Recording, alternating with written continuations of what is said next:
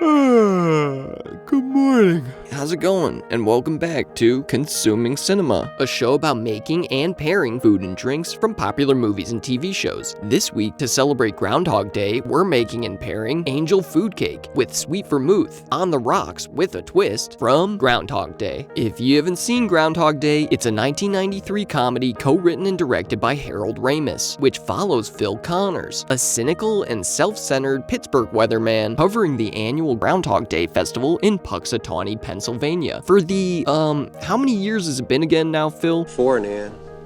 4. But after a terrible blizzard derails Phil's trip home, he winds up stuck in Puxatawney and stuck in a time loop, forced to relive the same Groundhog Day over and over and over again, driving Phil into a deep depression and into doing things he ordinarily wouldn't, like order a massive breakfast, complete with angel food cake, which, as Bill Murray told Access Daily, I had to eat about 8 pieces of cake, and it was a challenge, and it took all my training, all my technical skills, and all my devotion and emotion to get this damn piece of cake in my mouth. Phil also falls for his producer Rita, and rather creepily learns everything about her, like her favorite drink. Sweet vermouth on the rocks with a twist, please.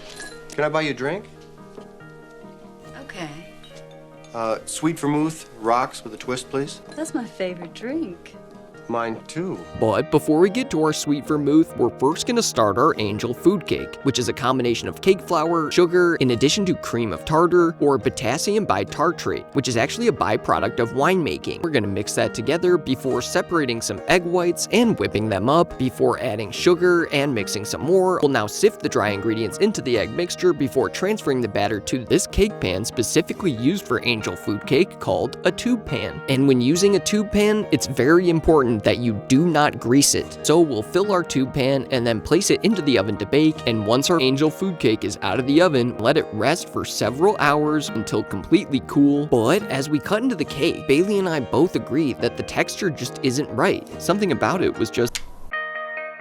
Good morning, how's it going, and welcome back to Consuming Cinema, a show about making and pairing food and drinks from popular movies and TV shows. And well, today's Groundhog Day, and I think I'm experiencing a little bit of a deja vu. This all feels very familiar.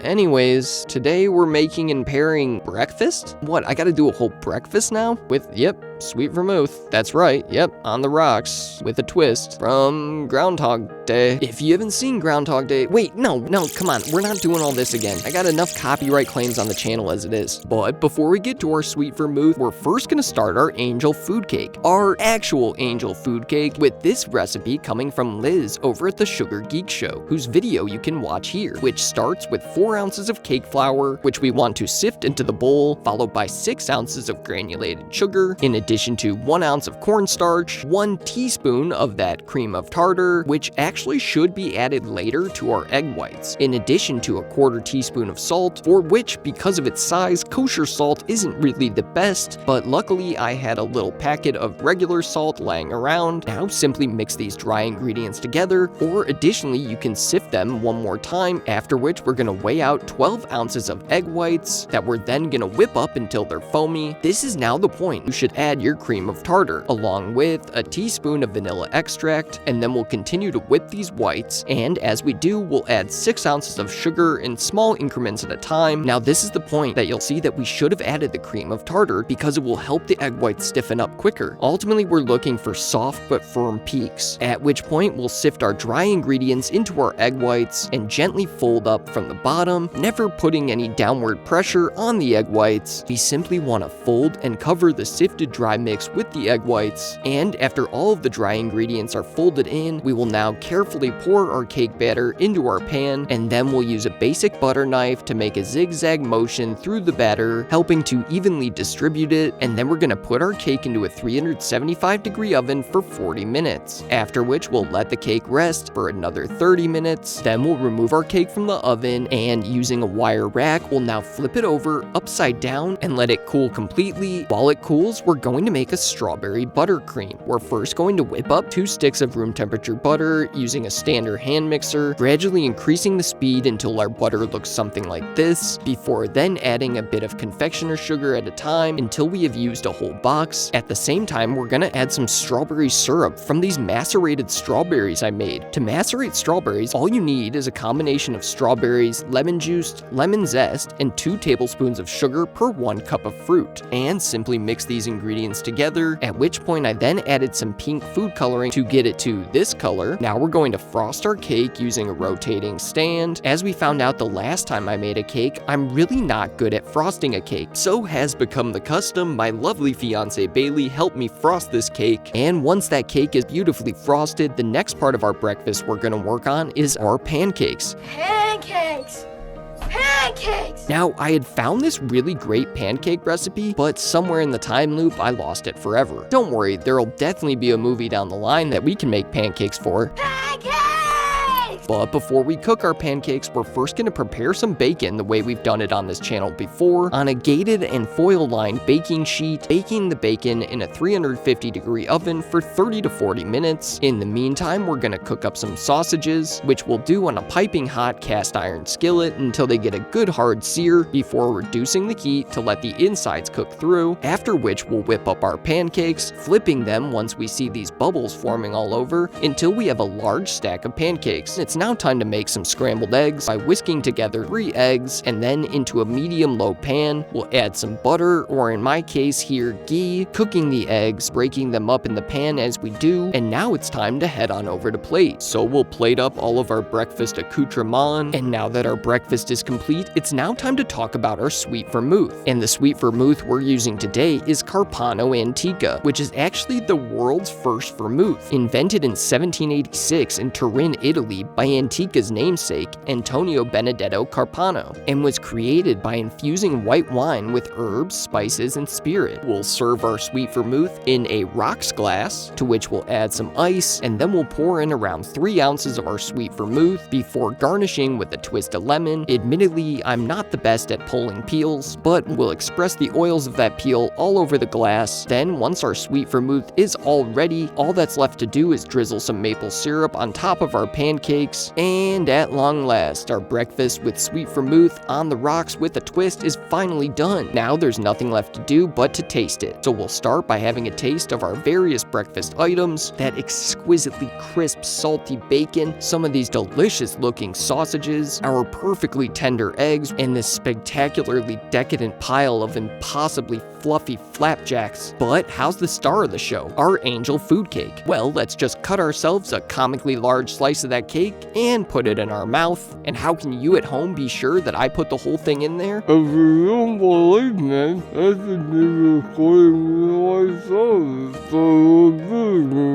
And I gotta say that this angel food cake is really phenomenal. It's so light and fluffy, the strawberry buttercream is on point, but how does this whole breakfast pair with sweet vermouth? Well, on its own, vermouth has an aromatic, sweet, herbal, slightly bitter flavor profile that, as Greg from How to Drink points out, tastes a little bit like flat Coca-Cola. But what makes the sweet vermouth such an excellent pairing with this absurdly large breakfast is that vermouth is what's considered an aperitif. An aperitif is a type of alcoholic drink consumed before a typically large meal to stimulate the appetite, with the after-dinner variation being known as a digestif. And in this case, it's really both. Because of this, the sweet vermouth is working nicely to get my stomach ready to devour the rest of this meal. But before I do, let me say that this pairing is most definitely worthy of 2 big thumbs up. If you like the channel, please like, subscribe, and hit that notification bell. Please leave any video suggestions in the comments below. Follow us on all forms of social media.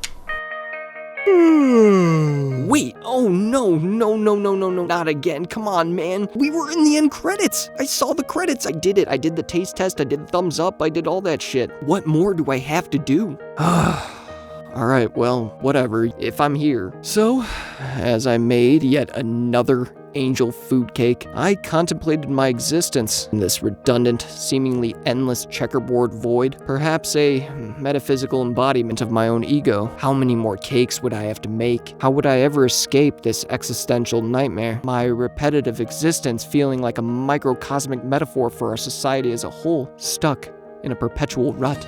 But then, as I watched Bailey get that cake out of the oven and prepare yet another incredibly delicious buttercream, this time using Sugar Geek Show's variation with pasteurized egg whites, link below and above, all while tastefully mimicking my animated hand movements, I realized that as long as you're mindful and appreciative of those around you and try your best to embrace each present moment, and as long as you have a loved one who's really, really good at frosting cakes, being stuck in a time loop isn't the end of the world. Overcome by this new sense of awareness, I pulled myself together. I whipped up some more pancakes, another batch of eggs, sausage, and perfectly crispy oven-baked bacon. This time I even made a strawberry milkshake to go along with it, using some of those macerated strawberries I had made. I additionally tried to spruce up our sweet vermouth with a single fancy ice cube, as well as attempting to perfect my peel pulling technique, which even after all of this time, I'm still not the best at. And at long last, our milkshake, pancakes, eggs, bacon, sausage, and angel food cake with sweet vermouth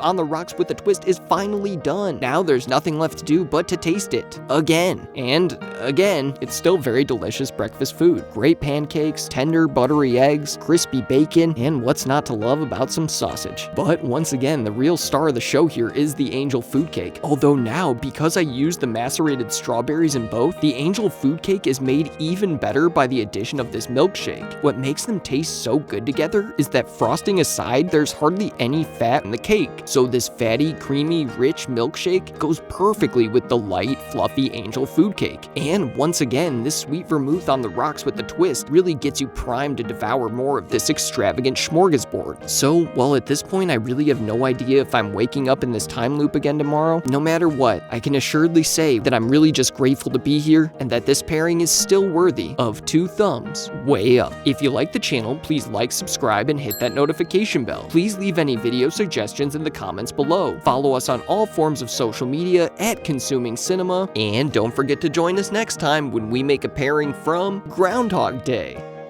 Just kidding, it's from Amelie. I mean, wait, or is it the holiday? Oh no, that's right. Next time we're making a pairing from Glass Onion. Lastly, I just want to wish the love of my life, Bailey, a happy birthday, and as always, thank you for watching. Oh, man, what the